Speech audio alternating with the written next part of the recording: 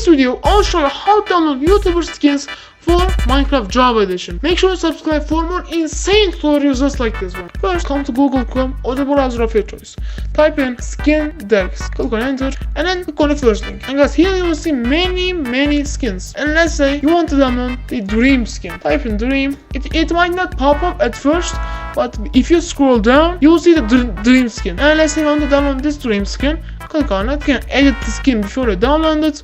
And then click on download. Launch Minecraft launcher. After the Minecraft has launched, over here next to realms, you will see skins. Click on it, and then you want to click on new skin, browse your skin, and choose the dream skin that we have just downloaded. Name it, let's do dream skin. Choose the cape you want for it, and then choose the player model, slim or wide. Let's do slim, and then save and use. Because here we have our new skin. Now click on play, and you can finally launch on Minecraft. I hope you guys enjoy. Please like and subscribe and comment on the video, on your thoughts on the video. If you want me to make a part 2 on how to make a custom skin, I will. Just write down in the comments, and I hope you have a great day.